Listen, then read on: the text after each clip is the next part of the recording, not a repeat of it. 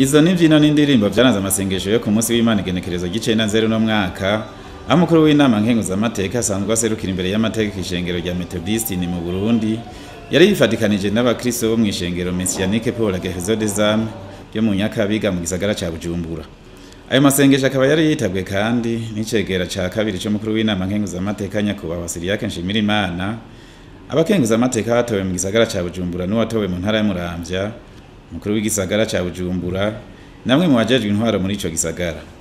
Mwijambo yashikirije abakristo bari bitavye ayo masengesho, Nyeniteka Emmanuel Sinzohagera yabanje kubipfuriza ko uwo mwaka w'2022 wabera umwaka wo kugwiza umwimbu. Yaciye abahanura kuba bizigirwa ku bikorwa, kuvavanura no kurya ibitari rwabo, hamwe no kugira amagara meza kuko ari umushinge wa vyose. Uyu mwaka wa 2022 Nyenicubahiro umukuru cy'u Burundi yawutaziriye umwaka w'uburimyi, cyumvikana ko ari umwaka wo kugwiza umwimbu. Hanyuma namwe natangaye numvise ngo ni umwaka wo kwimbura, ariko imbere yuko wimbura ubanza kurima. Naco gituma numva umenga ibyo vyivugo uko ari bibiri biruzuzanya. Nyenicubahiro aduhamagarira kurima, hanyuma namwe mukavuga muti twimbure. Kanatsinda warimye ni ngombwa ngo wimbure. Rero nagomba namwe twese turi hamwe kino vyivugo ko ari bibiri tubigire gwacu. Ntitutangaza umwaka wo kwimbura gusa mugabo tutarimye. Kurima rero tubanza guteragira, tugakorera, hanyuma nk'uko ijambo ry'Imana rivuga ngo umurimyi ararindira akihangana gushikaho imirima yeze akabona kwimbura. Dushobora kwimbura ibyo utateragiye, niyo mpamvu natwe twofata iya mbere nk'abamenye Imana mu kuja hamwe n'abandi kugira ngo tugwize umwimbu.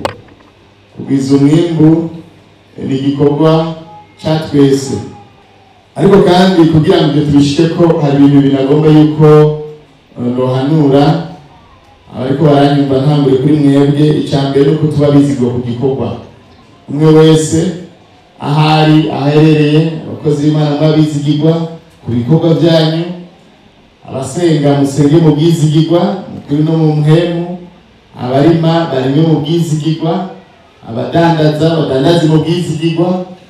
Buri muntu wese igikorwa ariko agikorane ubwizigirwa.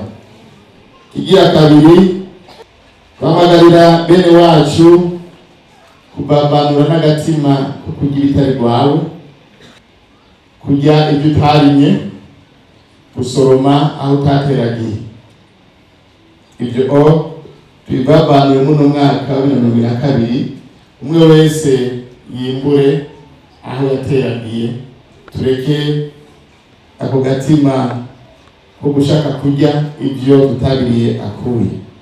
Ibi byose twavuza hejuru ntibishoboka gufite amagara meza. Amagara meza n'umushinge wa byose. Amagara meza niyo yotuma turima, kandi niyo atuma tugenda gusoroma tukimbura.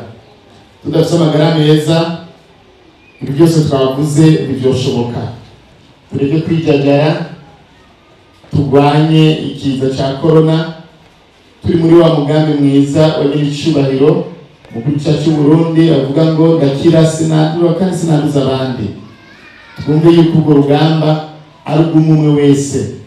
Nta kuntu iyo ngwara corona itavuga, yo dusumbya ubwenge kandi twebwe tuvuga dushobora kuraba ingene tubigenze. Rero nakamo tubananya dutera aba muri kino gihugu bose kugira ngo dukingire kino gihugu. Turi mu bihugu bike nimba atari kimwe tutigeze hugarwa amashengero. Harandi yageze murakurikirana, ageze aho bavuga ngo atarose vaccine ntuza gusenga, siho bageze none. Udafise vaccine ugenda gusuma, udafise vaccine ugenda muri sport, udafise vaccine winjira muri bisi, ni harandi bageze. Nange nababwire iyi mibiri Imana izoyitubaza. Imana izobaza gusa y'amategeko oya. wabungabunze gute umubiri nagwaye kuko ni ingabire. Imibiri yacu ni ingabire kira none ni insengero za muntu w'Imana. None murafashe urusengero rw'Imana mutangure kurugwaza.